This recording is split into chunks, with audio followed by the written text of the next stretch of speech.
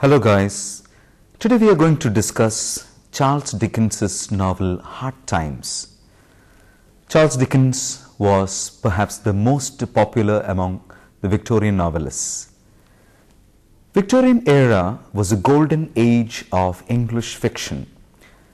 The other major novelists of the period included Mary Ann Evans, who adopted the pseudonym George Eliot, Thomas Hardy, and the Bronte sisters.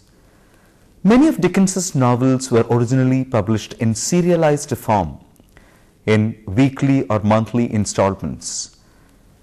He wrote the episodes as the novels were being serialized. He also revised plot and character after receiving the readers' responses.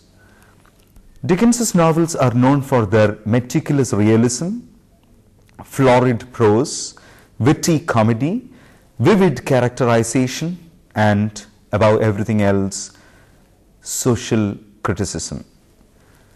They have also attracted criticism for their loose plot endings, incredible coincidences, and for being sentimental and melodramatic. Dickens's novels have a larger than usual autobiographical component. So a brief account of the author's life and career will help us better understand his works. Charles Dickens was born in 1812 at Landport, England, as the second of the 8 children of John and Elizabeth Dickens. His father was a clerk in the Navy Pay Office. When Charles was only 4, the family moved to Chatham in Kent and later to London. As a child, he possessed a photographic memory, which proved helpful in his career as a novelist. Most of the characters and life situations in Dickens's novels are borrowed from either his own or his family's experiences. Soon the family ran into financial difficulties and his father was imprisoned in the Marshalsea prison. Dickens uses this prison as a setting for Little Dorrit. Young Charles had to leave school and work in a blacking factory, pasting labels on pots of boot blacking for a meager 6 shillings a week. No wonder we find many young boys in brutal and miserable conditions in Dickens's novels. The righteous indignation at these personal experiences became the basis for Dickens's sympathy for the poor and advocacy of social reform. Dickens worked as a law clerk and a reporter before he became a novelist. His journalistic career produced the first of his major works, a collection called Sketches by Boz, published in 1836. This was followed by the novels The Pickwick Papers, Oliver Twist, Nicholas Nickleby, and The Old Curiosity Shop. He married Catherine Hogarth in 1836, with whom he had 10 children. Dickens's emotional attachment to her sister Mary and her death are fictionalized in The Old Curiosity Shop. Dickens made several trips to the United States, met American literary figures of the time such as Washington Irving and Ralph Waldo Emerson, spoke in support of the abolition of slavery and campaigned for copyrights. A Christmas Carol came out in 1843, Dombey and Son in 1846, and Little Dorrit in 1857. A Tale of Two Cities, his best-selling novel built around the French Revolution, and Great Expectations, a novel of education, like his early young man novels, are major works of his later years. The novels written after 1845 are more serious in theme. They are also better crafted as works of art. Dickens's best-known works include Great Expectations, David Copperfield, Oliver Twist, A Tale of Two Cities, Bleak House, Nicholas Nickleby, The Pickwick Papers, and A Christmas Carol. Dickens also formed a lasting and deep bond with actress Ellen Ternan. His last novel, The Mystery of Edwin Drood, remains unfinished. Having suffered 2 strokes, Dickens died in 1870. Perhaps the most important characteristic of Charles Dickens's novels is their deep humanitarianism.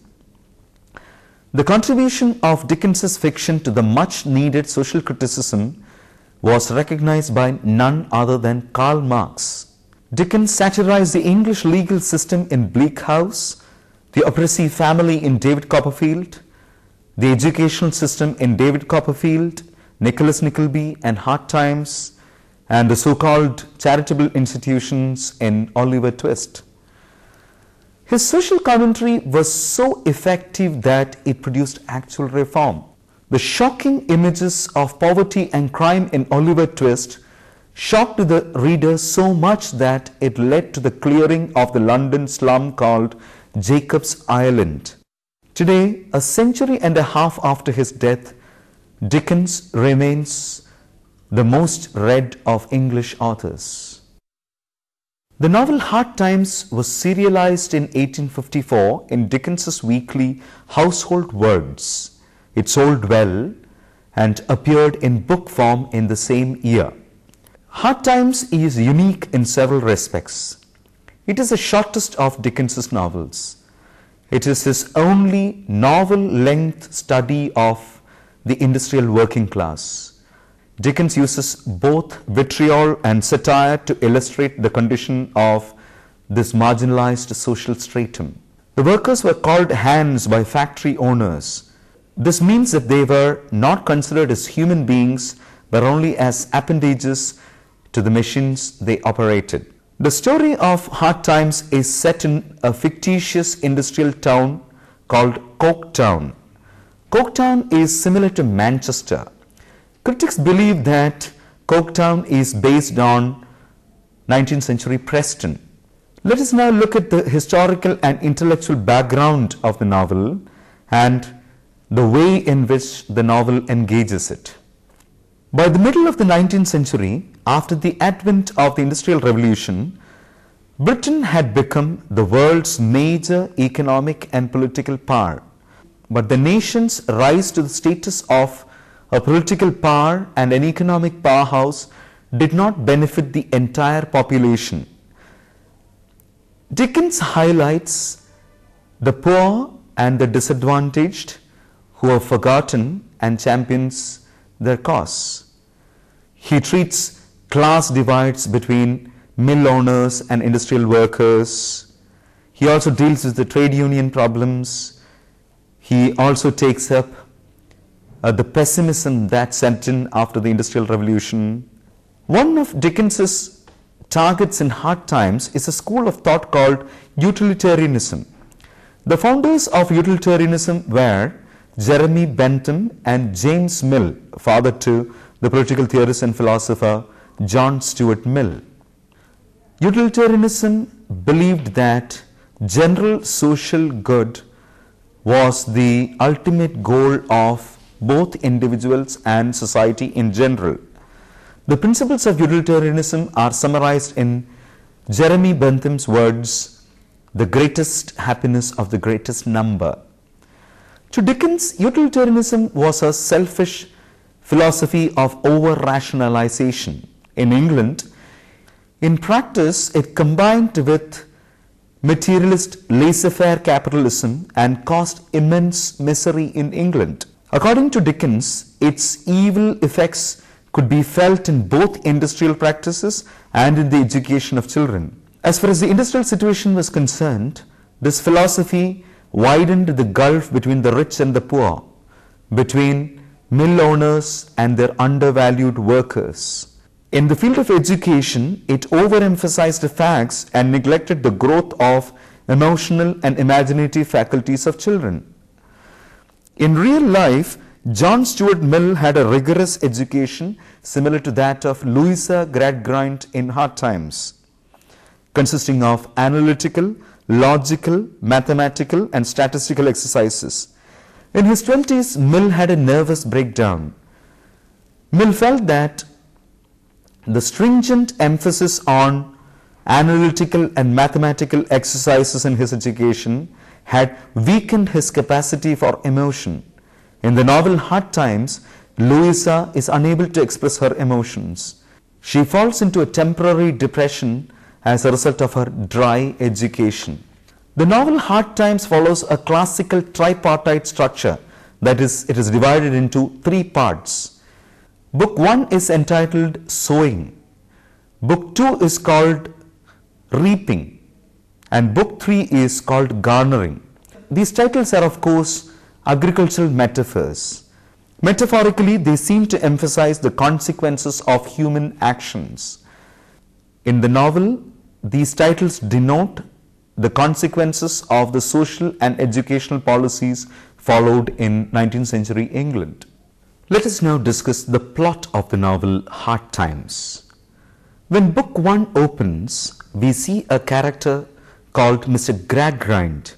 He is a retired merchant and a dictatorial educationist. He states the dictum which Dickens criticizes. Now, what I want is facts. He is a man of facts and calculations. He questions one of his pupils, Sissy Jupe, whose father is involved with the circus. For Gradgrind, the circus represents fancy as opposed to fact, of which he is a proponent. Sissy's father rides and looks after horses. Mr. Gradgrind offers Sissy a definition of horse. She is rebuffed for not being able to define a horse factually. Another pupil, Bitzer, is able to define a horse in factual zoological terms. According to Gradgrind's ideal of education, Sissy Jupe is a bad pupil. He censures her for thinking imaginatively. She is exhorted to disregard fancy altogether. All that you require is facts, according to Mr. Gradgrind. Louisa and Thomas, Mr. Gradgrind's children, return from a tour of the circus run by Sleary. This disturbs their father a lot because, according to Mr. Gradgrind, the circus is the bastion of fancy. The names of Mr. Gradgrind's other children are quite suggestive. One of the children is named Adam Smith, the laissez-faire theorist and the father of modern economics. Another child is called Thomas Malthus, the population theorist. Mr. Gradgrind's boss is Josiah Bounderby, an affluent manufacturer and mill owner. Bounderby prides himself as a self-made man who rose from the gutter as a result of his enterprise and capital. Mr. Gradgrind and Bounderby visit the public house in which Sissy Jupe stays. Sissy was abandoned by her father because he wanted her to lead a better life without him. Gradgrind and Bounderby give her a choice, either to return to the circus and forfeit her education, or to continue her education and never to return. They do not want the free ideas from the circus to disseminate in the school.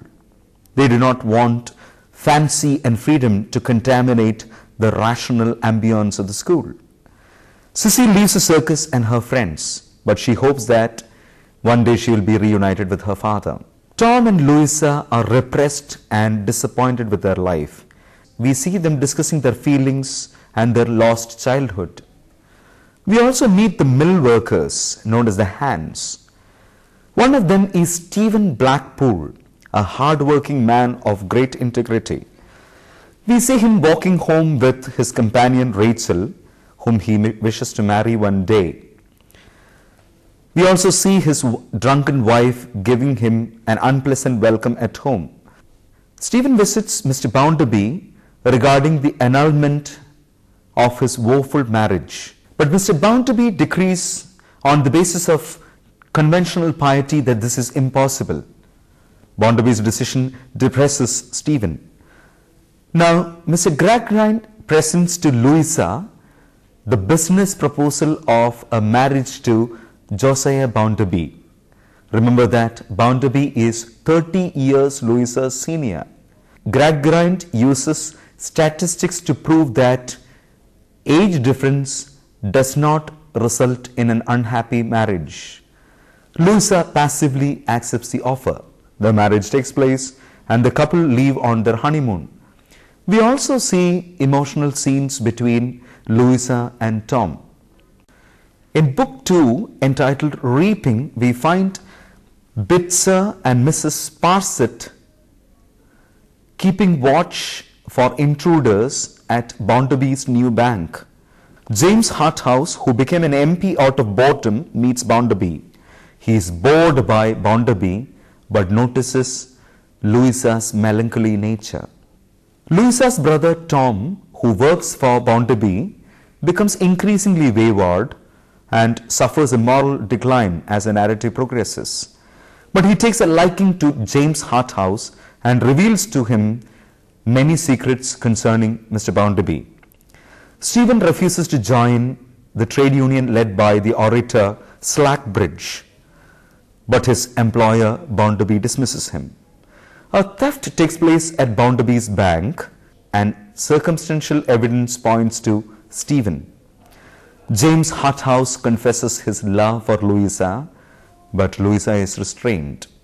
He declines the offer of adultery. Louisa leaves for her father's house.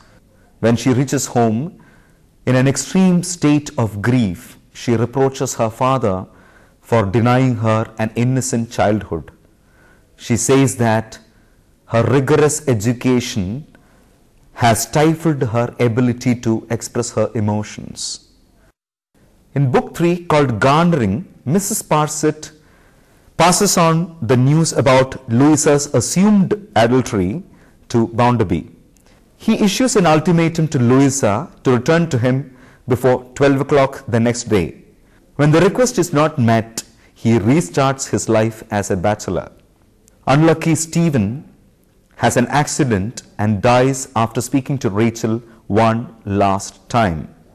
When Louisa and Sissy speak to Tom, he remorselessly reveals that he had actually committed the robbery which Stephen was accused of. Bounderby dies of a fit in the street. Tom also dies in the Americas after writing a penitential letter to his sister. Louisa herself grows old but never remarries. Mr. Gradgrind, of course, abandons his utilitarian philosophy.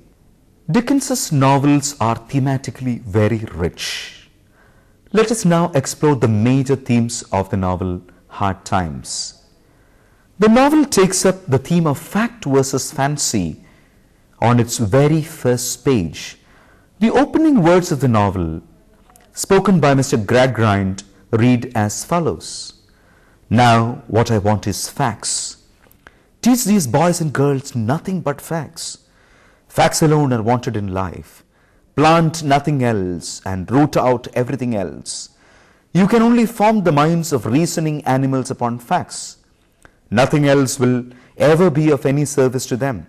This is the principle on which I bring up my own children, and this is the principle on which I bring up these children. Stick to facts, sir. Mr. Gradgrind is a spokesperson for rational self-interest and practicality. He denies any role for fancy or imagination. Imaginative or aesthetic subjects are completely removed from the curriculum of a school. No literature, no music, no poetry. But the fundamental contradiction here is that in expounding exclusive attention to fact, he uses metaphorical language. Plant nothing else and root out everything else. Remember that metaphorical language is associated with imaginative faculty. For Mr. Gradgrind, the circus represents fancy, but Dickens portrays it in a favorable light. Sleary, the proprietor of the circus, believes that people must be amused. Sissy Jupe, who comes from the circus, is not apologetic about her imaginative faculties. Not surprisingly, she is the one who leads an emotionally fulfilling and a morally responsible life. Mr. Gradgrind's children, Louisa and Thomas, fail in their own ways. Louisa, trained to repress her emotions, enters and walks out of a loveless marriage.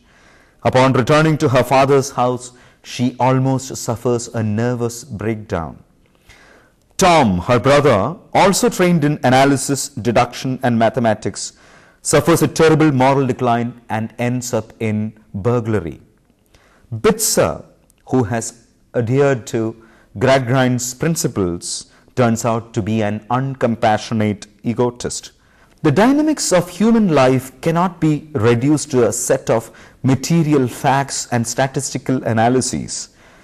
If the future citizens of a country are brought up on Mr. Gradgrind's maxims, the result will be a highly mechanical society consisting of soulless individuals. Here, Dickens seems to be emphasizing the need for a holistic personality which possesses not only the capacity for reason and calculation, but also emotional sensitivity and aesthetic outlook. We have already seen how Dickens deals a heavy blow to the worldview and educational values associated with the Industrial Revolution. In this part, we look at how Dickens educates his readers about the miserable and exploitative conditions of factories in England, especially in industrial towns such as Manchester and Preston. Hard Times is set amidst the smokestacks and factories of Coketown. In Victorian England, the workers were forced to work for long hours, for meager wages, under cramped, sooty, and dangerous conditions. In Hard Times, they are referred to as the Hands and are represented by characters such as Stephen Blackpool. They lack education and job skills and are therefore unable to bring about any change in their terrible living and working conditions. The Hands are exhorted by a crooked trade union leader and orator named Slackbridge. This is symbolic of the situation in England.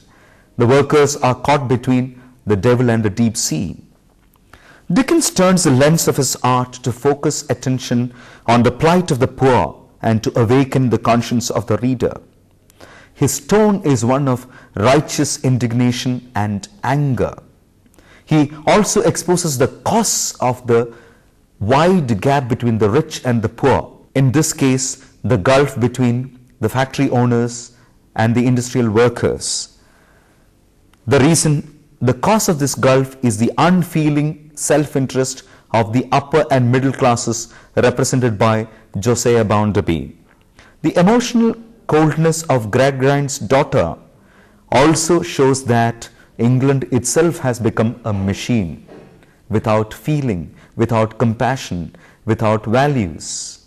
The last theme we are going to discuss is integrity amidst adversity. In Hard Times, especially in the character of Stephen Blackpool, Dickens confronts the assumption that prosperity and morality run parallel to each other. This is a notion the novel systematically deconstructs.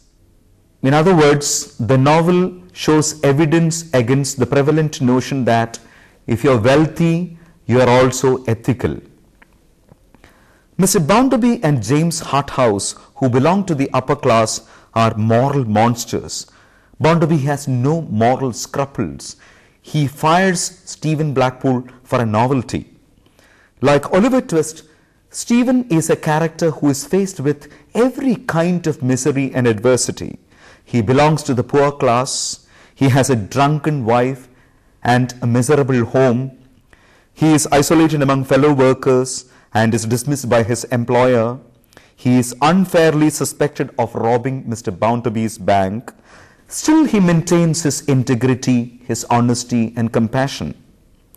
He fights corruption on all sides. He wants to earn an honest living. He is keen on maintaining amiable relations between the factory owners and workers. He is considerate towards everyone. As opposed to Stephen, Tom, who is the wealthy Gradgrind's son, declines morally. He degrades himself to the position of a burglar. Sissy Jupe is another moral exemplar in the novel. She loves Louisa deeply.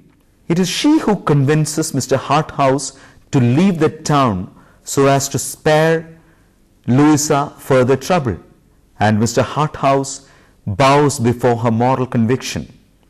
No wonder F.R. Lewis, in his book The Great Tradition, called Dickens's Hard Times a moral fable. We have come to the end of the lesson. We began with an introduction to Charles Dickens as an author. We looked at his life and career, discussed his major works.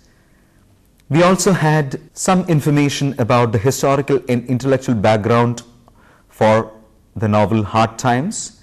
Then we had a critical plot summary of Dickens's novel Hard Times. Then we moved on to the major themes of the novel. In particular, we looked at the themes of fact versus fancy and reason versus emotion. Then we discussed the theme of industrial England. We ended with a discussion of the theme integrity amidst adversity. Hope you enjoyed the lesson. Thank you.